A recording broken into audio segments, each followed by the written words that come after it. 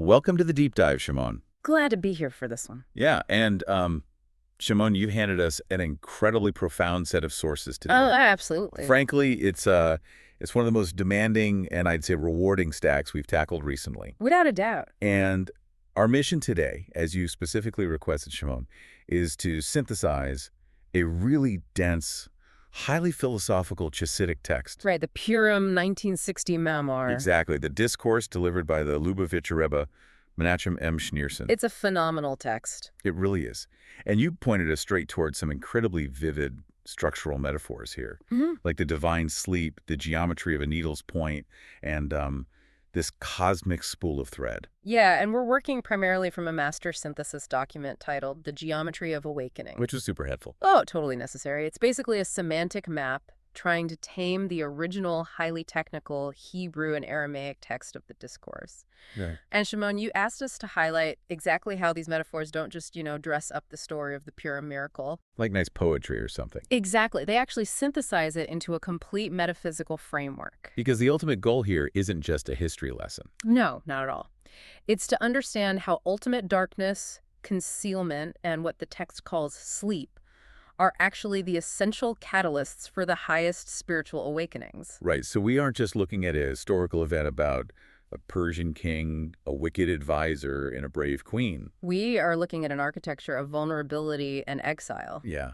So Shimon, you asked us to start right at the anchor of the text, which takes us to section 1, the anatomy of divine sleep and Haman's calculus. The whole thing hangs on one verse. A single verse from the book of Esther, chapter 6, verse 1.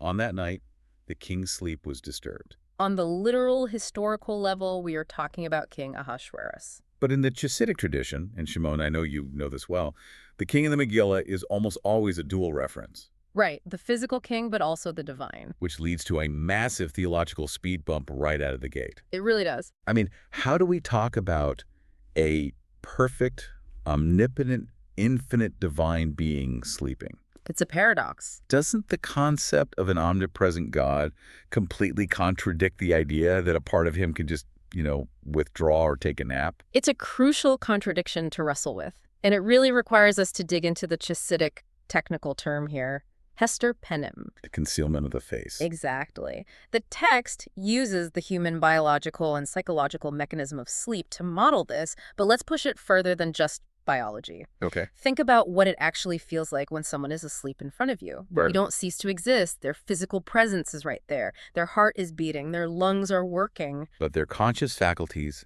their intellect, their active emotions, their defining personality have withdrawn from the surface. You nailed it. So it's not an absence of existence. It's an absence of engagement. Yes. It's like when you're talking to someone who is technically in the room, but they're completely zoned out. Or staring at their phone.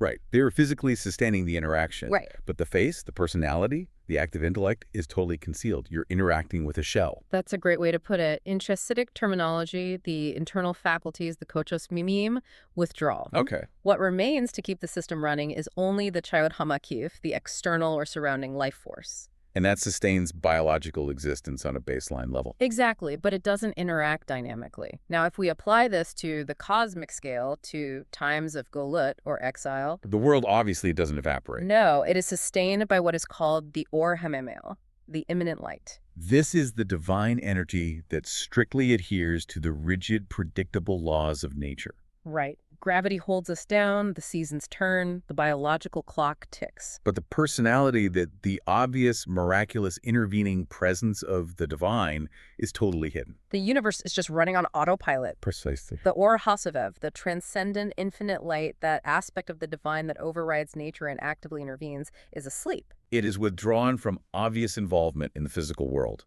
The face is concealed.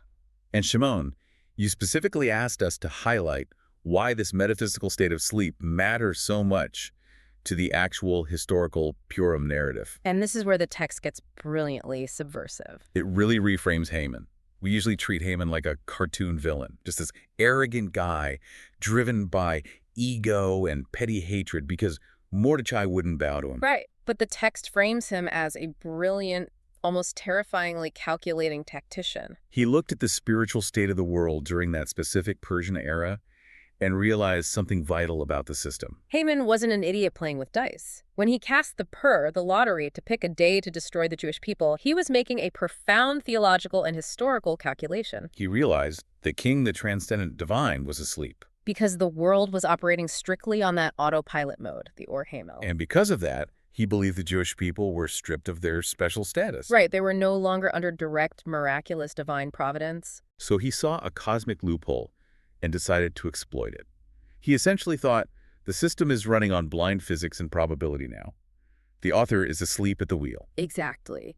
He believed the Jewish people were now subject entirely to the goral, the natural lot, the luck of the stars. He was relying on the cold, hard laws of historical and natural probability. And if you look at history without a miraculous lens, small, exiled, scattered minorities do not survive against massive, organized empires. The sheer weight of natural probability crushes them. Haman's logic was actually flawless, provided you accept his premise that the world was strictly asleep. He used the mechanics of the system against a people who previously relied on the system being broken for them. But he miscalculated one crucial thing. Which brings us to section 2, the Queen's petition and the geometry of the point. Right. Haman's decree is sealed. The natural probability is 0. The only way out of this closed system is if the autopilot is turned off. The sleep had to be disturbed. And the text makes a major point that this disturbance wasn't arbitrary. It was triggered by Meserat Nefesh. The ultimate self-sacrifice of the Jewish people. And that energy was specifically channeled and concentrated through Queen Esther. And this is the metaphor Shimon explicitly asked us to zero in on. The needle's point, or kicho shel maha. The Rebbe analyzes a famous midrashic concept where the divine essentially says to the people, open for me an opening like the eye of a needle, and I will open for you an opening through which wagons can pass. I spent a lot of time on this specific section because it's not just a nice poetic image. No, not at all. The text dives deeply into the actual mathematical and geometric concept of a point. If you think about a needle's point geometrically, it is entirely unique. Right. A true point has no internal area, it has no width, it has no depth. It represents absolute zero dimension. It takes up no space whatsoever in the physical world. And that mathematical absolute zero is the perfect physical representation of the spiritual state required here. Which the text calls Bittul Hutzim. Radical, total nullification of the ego. Think about human psychology. We naturally take up space. We do. We have our desires, our reasoning, our fears, our sense of self-importance, our history.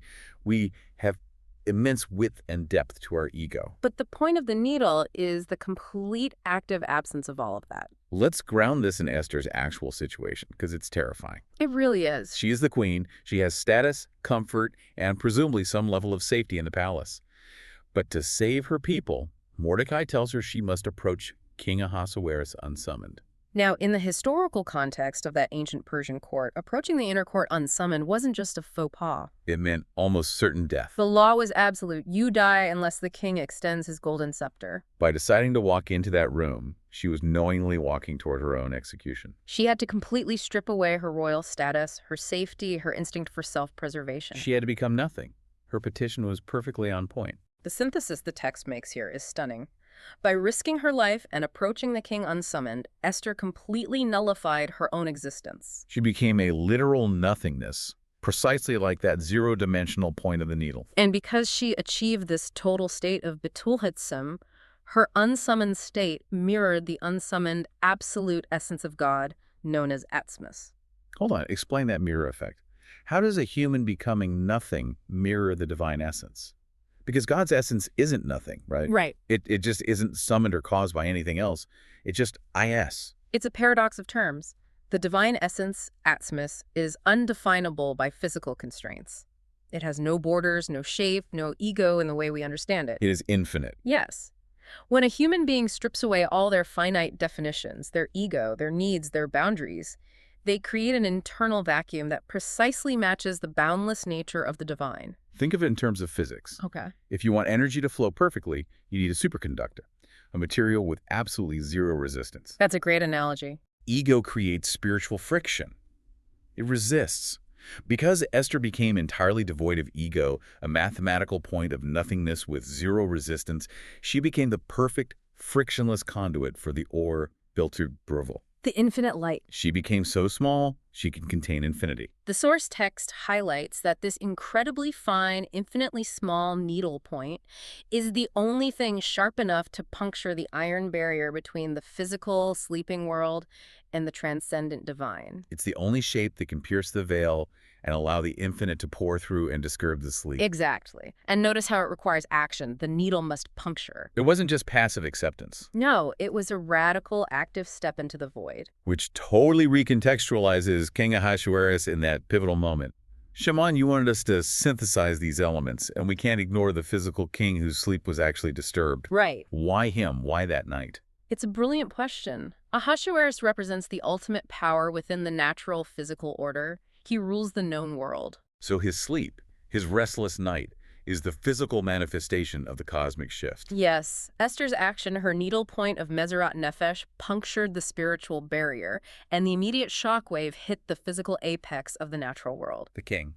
His sleep was disturbed because the underlying reality of the universe had just been fundamentally altered by a human being achieving absolute zero. It's breathtaking. By becoming completely nothing, she became the channel for absolutely everything to shift. But the text makes it clear that this internal dynamic of sleep and awakening isn't just a grand historical event locked in ancient Persia. It's a constant, ongoing internal reality for every person.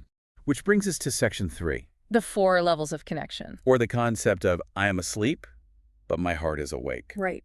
Shimon, the text moves from the grand cosmic scale right down to the microscopic psychology of the individual. It uses a famous verse from Shir HaShirim, the Song of Solomon, chapter 5, verse 2. Ani yashina v'libir. I am asleep, but my heart is awake. This duality perfectly maps the inner struggle of exile, the gullet we experience in our own daily lives. The external eye, our intellect, our physical senses, our reasoning, our daily worries, can absolutely be lulled into a spiritual coma.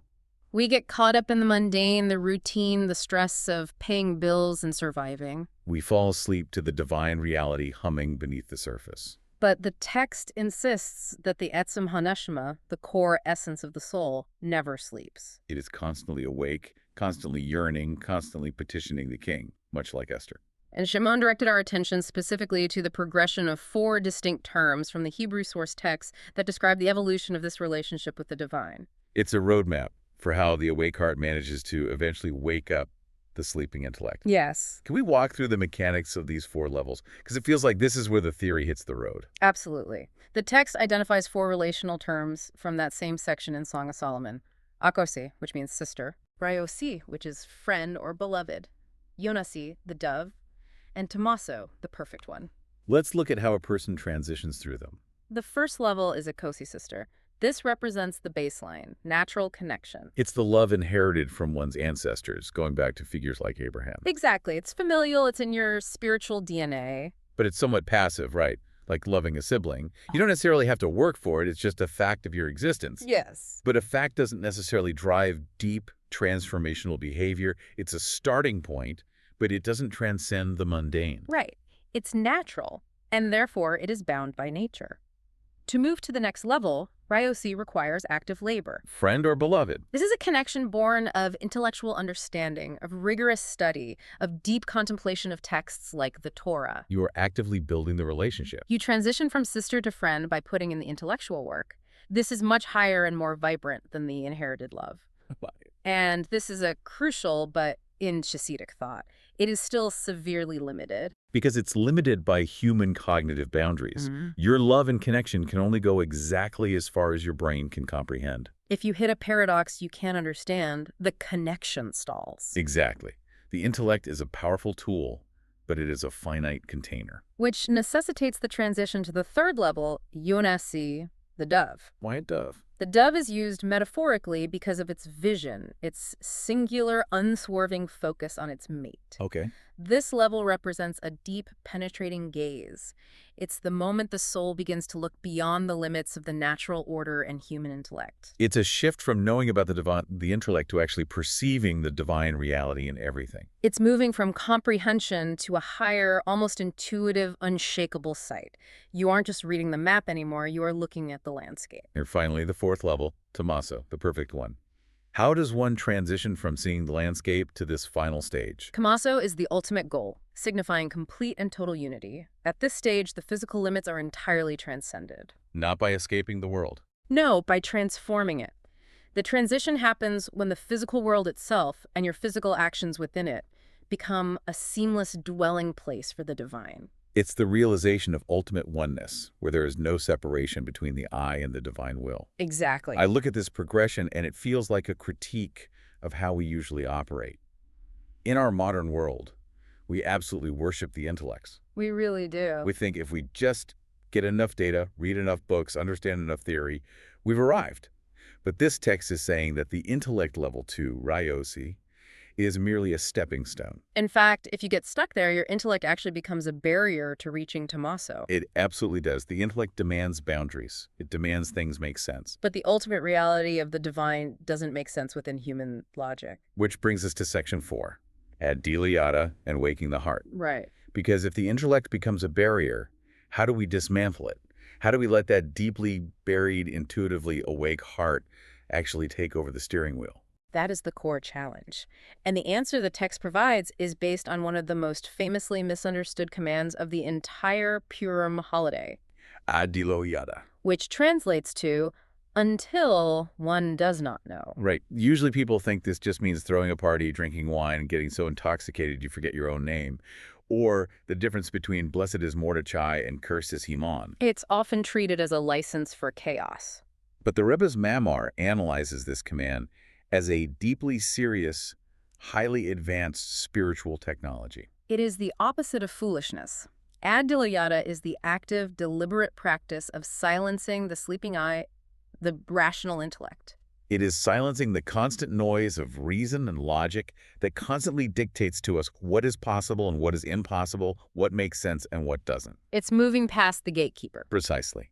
The text introduces the concept of lamala min hadas, which means acting above reason. You have to reach a state where you willingly know nothing so that you can make room to be everything. It goes right back to the geometry of the point we discussed. Yeah. The container of the intellect has borders. If you try to pour an infinite ocean into a finite teacup, the cup is going to shatter, or you're only going to get a tiny, limited sip. To hold the infinite light, the or bilti gavol, you must willingly shatter your own container of knowing. Think back to Haman. Haman operated entirely within the realm of knowing. He lived within reason, within the calculus of probability and historical precedent. He was the ultimate rationalist in that sense. To defeat a threat that relies entirely on the natural, rational order, you must access a power that completely transcends that order. You must go lamala min hadas. When you suspend your desperate reliance on your own finite understanding, you finally make room for the infinite essence of the soul, the awake heart, to connect directly with the awakened essence of the divine. Shimon, this is where we arrive at the grand synthesis. You asked us to highlight this specific metaphor, and I have to agree with you. It is arguably the most beautiful, striking, and poetic part of the entire 1960 discourse. It's incredible. We're in section 5, the spool and the stitch, bringing the paradox together. We talked about the needle's point, that absolute mathematical zero of ego. But what does a needle actually do once it has a point? Its purpose isn't just to be sharp. Its purpose is to stitch. The Hebrew word is tefera. This is where all these lofty metaphysical concepts ground themselves in the gritty reality of human history. The text unpacks the metaphor of the spool of pred.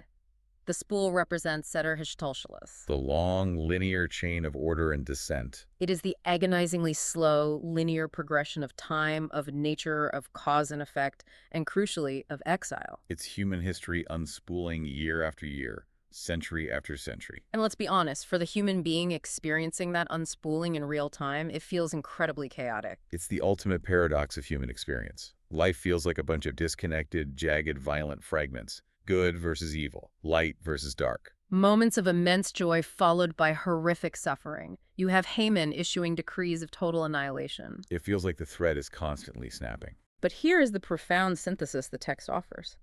The entire function of the needle, the soul, that has achieved that 0 point of selflessness, that ad diliata state, is to stitch these massive, agonizing contradictions together. When we finally reach the end of the spool, the ultimate revelation is that the thread never actually broke. Not once. It only looked like it broke from our limited perspective. So how does this change how we view the dark times? How does this change the experience of exile? The source text paints a stunning visual to explain this. Imagine looking at a magnificent, complex, ancient tapestry. Okay. If you only look at the underside of that tapestry, what do you see? It looks chaotic. It's messy, dark, full of knots, loose threads, and jagged ends that seem to go nowhere. It looks like a series of mistakes. Yeah. That underside is the human experience of exile. It is the experience of suffering, of the divine sleep, of Haman's decree. It looks like chaos. But the needle is pulling that same exact thread through the fabric to weave the breathtaking, beautiful, perfect pattern on the top side.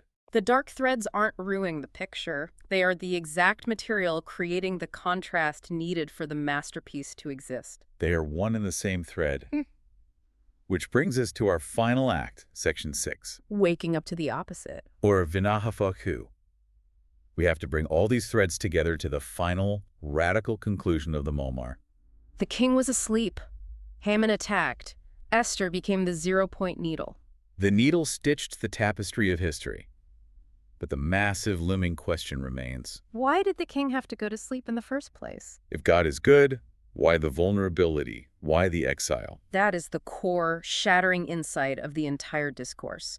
The disturbance of the sleep ultimately leads to a revelation of divine light that is infinitely higher and more profound than if the king had never gone to sleep at all. I have to push back on that. Are we saying the sleep wasn't a mistake? Was the exile the sheer terror of annihilation, not a failure of the system? The text answers with a resounding absolute no. It was not a failure, it was a prerequisite. And it introduces the final defining Purim concept, Minahafahu. which translates to the opposite, or it was turned upside down. When we reach that state of ad diloyata, when we get above reason and look at the top side of the tapestry, we realize that the darkness, the exile, the terror of Haman, the sleep of the divine, The very things that look like the absolute opposite of good. were actually the highest form of good. How can terror and concealment be the highest good? Because the night was the necessary, unavoidable catalyst. Without the existential threat, without the crushing darkness of the decree, Esther never achieves that radical zero-point state of self-sacrifice. The Jewish people never strip away their complacency and cry out from the very unbreakable essence of their souls. The sleep forced the king to wake up in a completely new, unprecedented way. It brought forth a transcendent, infinite light that normal, everyday daylight, the regular natural order, could never have contained or provoked. The vulnerability of the sleep was the absolute prerequisite for the ultimate intimacy of the awakening. Shimon, we have to thank you. You handed us a masterclass today. This framework doesn't just explain the mechanics of a Jewish holiday. It completely shifts the architecture of how we perceive times of darkness, moments when we feel abandoned, or periods when we feel our own lives are stuck in exile. It absolutely does. We've journeyed from the mechanics of the divine sleep that Haman tried to exploit with his cold, rational calculus, To Queen Esther's absolute zero point of self-sacrifice that punctured the heavens. to the beautiful, reconciling metaphor of the needle stitching the chaotic, naughty underside of history into a perfect, unified tapestry. Shimon, the text leaves us with a profound, almost jarring realization. The messy, chaotic threads on the underside of the tapestry aren't just mistakes waiting to be fixed or embarrassments to be hidden. They are the exact necessary material creating the masterpiece. Which makes you wonder, what messy threads, what terrifying moments of sleep or concealment in your own life right now are actually just the groundwork for an awakening you can't even perceive yet? A powerful thought to sit with. Truly. Keep exploring the depths, everyone. We'll see you on the next deep dive.